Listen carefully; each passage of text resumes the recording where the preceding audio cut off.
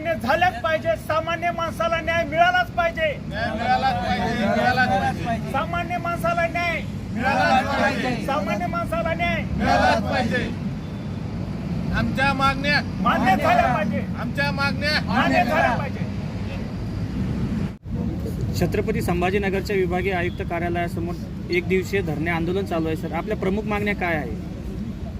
प्रथमतः आपल्या सर्व चॅनलच्या माध्यमातून आम्हाला हे सांगावंसं वाटतं की मागण्या तर आपल्या समोर आम्ही या ठिकाणी मांडल्यात. मागण्यामध्ये प्रमुख मागणी अशी आहे की आज लातूर जिल्ह्याचा जर विचार केला तर लातूर ते जहिराबाद हा जो MSRDCच्या अंतर्गत असणारा हायवे आहे, रस्ता आहे, तो पूर्णपणे भ्रष्टाचाराच्या अधीन गेलेला आहे. आपण पाहिलं तर सर, या रस्त्याला अशा प्रकारच्या डिफिक्शन्स आहेत. आपण आपल्या मोबाईलमध्ये आपल्या कॅमेरामध्ये आपण कव्हर करू शकता sir. Actually all of these are the limitation related with that national highways. ठीक आहे. आणि अशा अक्षम्य गोष्टीमुळं त्या भागामध्ये असलेल्या असंख्य खेडेगावाला, वड्या तांड्याला आणि छोट्या तालुका प्लेसेसला सगळ्या त्या ठिकाणी झळा बसलेल्या आहेत. असंख्य लोक मृत्युमुखी पडले आणि असंख्य लोक कायमचे अपंगत्व आलंय त्यांना. तर मला असं वाटतं जे लोक मृत्युमुखी पडलेत किंवा ज्यांना कायमचं अपंगत्व आलंय त्यांना भेटायला सुद्धा त्या ठिकाणी कोणी गेलेलं नाहीये. आणि ज्या कॉन्ट्रॅक्टरला हे काम वर्ग करण्यात आलं होतं तो कॉन्ट्रॅक्टर हात सरेंडर करतो आणि म्हणतो माझा लायबिलिटी पिरियड क्लिअर झालेला आहे, मी कसल्याही गोष्टीला रिस्पॉन्सिबल नाही आहे. MSRDCचं असं म्हणणं आहे, जो कन्सर्न कॉन्ट्रॅक्टर आहे त्याला मी वारंवार सूचना दिली, वारंवार लेटर केलं की बाबा या तुझ्या रिस्पॉन्सिबिलिटीज आहेत, त्या ज्या पूर्ण डिफेक्शन्स आहेत त्या क्लिअर करण्याची रिस्पॉन्सिबिलिटी तुझी लायबिलिटी पिरियडमध्ये होती, तू केली नाहीस. ते पत्रव्यवहार त्या दोघांचे झाले. आता संदर्भ असा आहे सर, जो कॉन्ट्रॅक्टर आहे किंवा जे MSRDC आहे याच्या दोघांच्या भांडणामध्ये सामान्य माणसाचा जेव्हा जीव जातो, बरोबर आहे, एखाद्या घर जेव्हा रस्त्यावर येतं तेव्हा त्याला जबाबदार कोण आहे? त्या ठिकाणी MSRDC जबाबदार आहे का त्या ठिकाणी तो कॉन्ट्रॅक्टर जबाबदार आहे का मग स्टेट गव्हर्नमेंट जबाबदार आहे? हा सर्वात गंभीर प्रश्न त्या ठिकाणी आहे सर. आज आम्ही सकाळपासून या गोष्टीला वाचा फोडण्यासाठी या ठिकाणी बसलेलो आहोत. आम्ही माननीय आयुक्त साहेबांच्या बाजूला बसलेलो आहे. सकाळपासून आम्ही त्यांच्या प्रतीक्षे वाट बघतोय. त्यांनी आम्हाला एकतर बोलवतील किंवा आमच्याकडे येतील आणि ही जी अतिशय गंभीर समस्या आहे आपल्या समोरची, त्या समस्यावरती त्यांनी फोकस करतील किंवा कॉन्सन्ट्रेट करतील. तर असं आतापर्यंत काहीही झालेलं नाहीये. प्रशासनातील कोणी लोक तुमच्याकडे आले का, भेट दिली तुम्ही? सध्या तरी आम्हाला अद्याप कसल्याही प्रशासनाच्या रिप्रेझेंटेटिव्हने आमच्यासोबत कनेक्टिव्हिटी केलेली नाहीये. त्यांनी आम्हाला कसल्याही प्रकारचा कॉन्टॅक्ट केलेला नाहीये. तुम्ही एवढं सांगताय की तिथं मृत्युमुखी पडले त्या रस्त्याच्या माध्यमातून, तुम्ही मनुष्यवधाचा गुन्हा दाखल व्हावा डेफिनेटली का होऊ नये सर? डेफिनेटली का होऊ नये?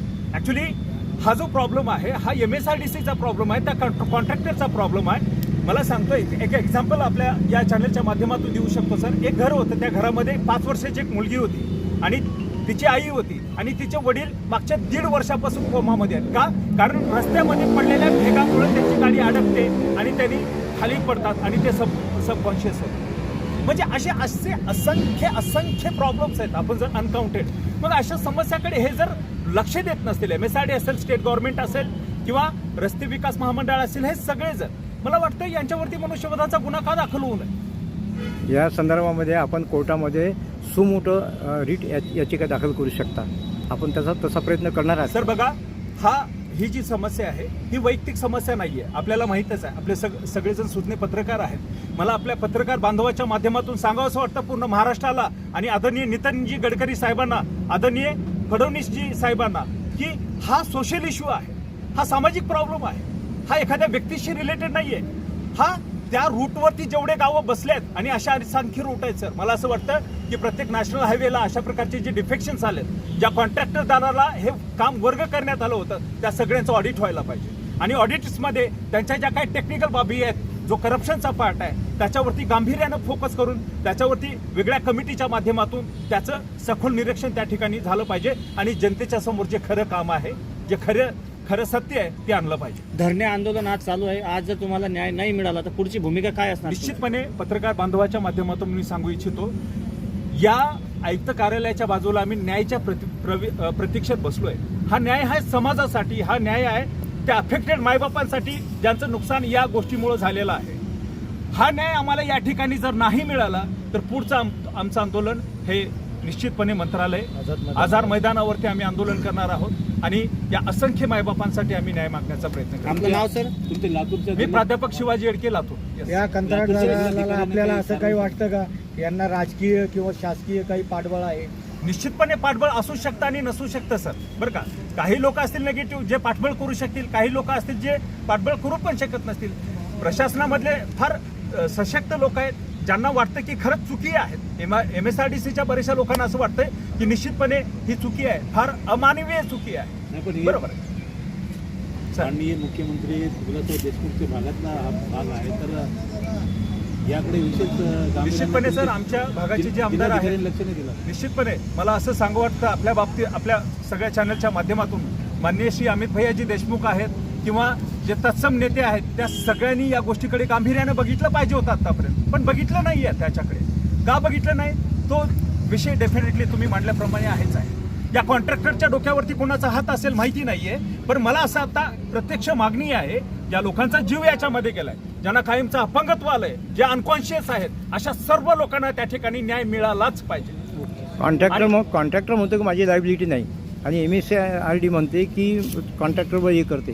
या दोघांमध्ये मिलीभगत आहे आणि याच्यामध्ये जनतेचं फार मोठ्या प्रमाणात नुकसान होत आहे. फार चांगला मुद्दा आपण उपस्थित केला. MSRDCचं असं म्हणणं आहे की आम्ही वारंवार त्यांना सूचना दिल्यात, लेटर तसे त्यांच्याकडे आहेत, त्यांनी शो केलेत, परंतु तो कॉन्ट्रॅक्टर सरेंडर करतो. तो म्हणतो माझा लायबिलिटी पिरियड संपला, we are not responsible for that, तुम्ही काही ऍक्शन करा, आम्हाला काही फरक पडत नाही. म्हणजे अशा दिशेमध्ये दोघांच्या भांडणामध्ये जनता पूर्ण पिसून जात आहे सर.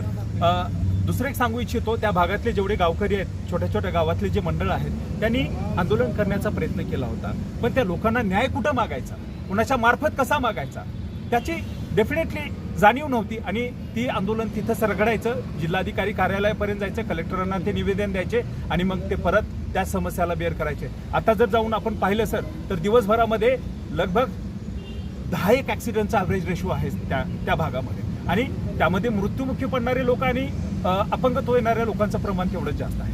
या संदर्भामध्ये एकच मार्ग आहे, जर कॉन्ट्रॅक्टर ऐकत नाही, MSRD दखल घेत नाही, शासनसुद्धा हे करत नाही, तुम्ही कोर्टाची दार ठोठावल्याशिवाय तुम्हाला या संदर्भात न्याय मिळू निश्चितपणे शकत सर नाही. आमचा तो प्रयत्न डेफिनेटली असणार आहे आणि जनता आमच्या सोबत आहे. जनता म्हणजे all of we are the resident of India and it is our right sir. जो अन्याय होतोय त्या अन्यायाला वाचा फोडण्याचं काम सर्व जनता आम्ही जनतेच्या माध्यमातून करणार आहोत आणि त्या ठिकाणी जर न्याय मिळत असेल तर निश्चितपणे आम्ही कोर्टाचे दार पण खटखटणार आहोत.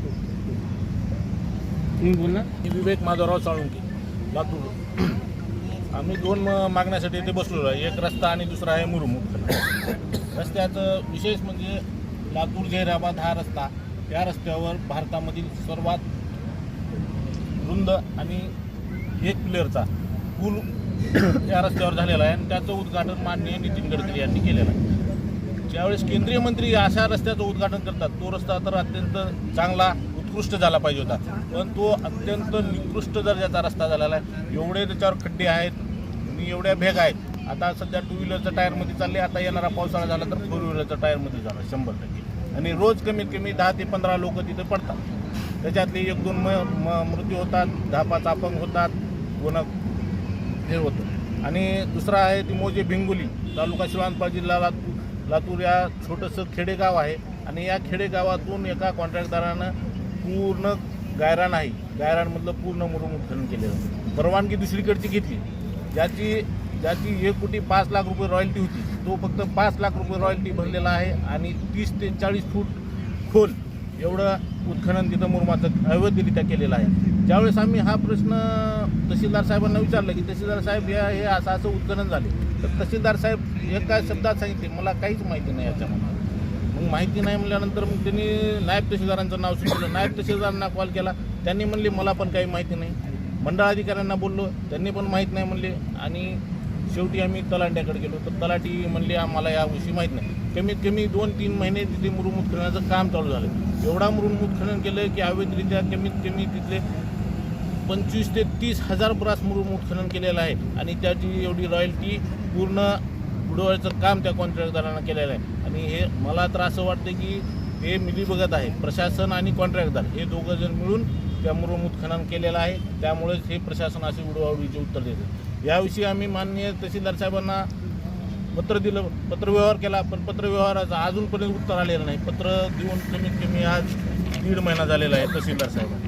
पण तहसीलदार साहेबांनी कुठल्याही प्रकारची यावर कारवाई केली नाही किंवा तिथली मोजणी केली नाही, काही केली नाही. त्यानंतर आम्ही रस्त्याचे प्रकरण आणि त्याचं हे कलेक्टर ऑफिसला दिलं होतं. पण कलेक्टर साहेबांनी सुद्धा आम्हाला यावर कुठल्याही प्रकारचं आत्तापर्यंत एकही कागद आम्हाला त्यांनी पाठवलेलं नाही किंवा यावर कुठे चर्चासत्र झालेलं.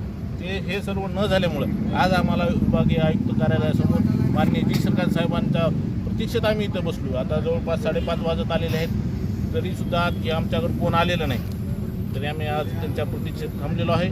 तर त्यांनी आले, भेटले तर ठीक, नाही भेटले तर आम्ही आज 24 तारखेचा आझाद मैदान येथे मोर्चा आहे, तिथं पण नाही आली कोण तर आमचं येणाऱ्या स्वातंत्र्य दिनापासून 15 ऑगस्टपासून आम्ही बेमुदत आमरण उपोषण करणार आहोत. नितीन गडकरी साहेब एक चारित्र्यवान सत्ता म्हणजे मंत्री म्हणून त्यांचा गौरव आहे. हो, या संदर्भामध्ये आपण माननीय नितीन गडकरी साहेबांचा आता केंद्रीय रस्ते वाहतूक मंत्री त्यांनी रोड मंत्री झालेले आहेत. चांगली गोष्ट आहे. नितीन गडकरी साहेब आल्यापासून रोडचे कामं भरपूर झालेले आहेत. ज्यांनी ज्या पुलाचं उद्घाटन नितीन गडकरी केला साहेबांनी केलेत त्या रस्त्याचं काम अतिशय उत्कृष्ट दर्जाचं झाले. तर यावर त्यांनी सविस्तर मार्ग काढावा. सर, आणि दुसरं एक पॉईंट मला या ठिकाणी इन्क्लूड करावं असं वाटतं की छोट्या छोट्या शहरामध्ये जे तालुका प्लेसेस आहेत, जे विलेजेस आहेत, तिथल्या नैसर्गिक साधनसंपत्तीचं जतन व्हायला पाहिजे. ज्या डोंगररांगा आहेत, दऱ्याखोऱ्या आहेत, अशा प्रकारच्या अवैध मुरुम उत्खननाचं त्या ठिकाणी काम होतं. त्याच्यावरती कंट्रोल कुणाचंच नाही, प्रशासनाचं नाही आहे, कुणाचंच नाही. त्यामुळं अक्षम्य लेवलला त्याच्या डोंगर फोडण्याचे कामं होत असतील किंवा मुरुमसाचे कामं होत असतील, त्यांच्यावरती ताबडतोब कारवाई त्या ठिकाणी झाली पाहिजे आणि अशा प्रकारच्या नैसर्गिक साधनसंपत्तीचं जतन झालं. हा विषय जो आहे हा बावनकुळे साहेबांच्या अखत्यारीमध्ये येतो. मुरुम उत्खनन वगैरे जो भाग निश्चितपणे बावनकुळे साहेबांना असं मी विनंती करतो या माध्यमातून की त्यांनी या सर्व गोष्टीकडे फोकस केलं पाहिजे. आज उदगीर तालुका असेल, लातूर तालुका असेल किंवा अदर तालुकेच असतील, त्याच्यामधल्या ज्या डोंगर रांगा आहेत त्याची अवस्था आपण सगळ्यांनी आदरणीय प्रसार माध्यमाच्या मंडळांनी पण जाऊन बघावेत. किती मोठ्या प्रमाणात डोंगरांचं उत्खनन झालंय त्या ठिकाणी आणि किती मोठ्या प्रमाणामध्ये मुरुम उत्खनन झालं. तर या गोष्टीवरती ताबडतोब कंट्रोल त्या ठिकाणी आणणं गरजेचं आहे.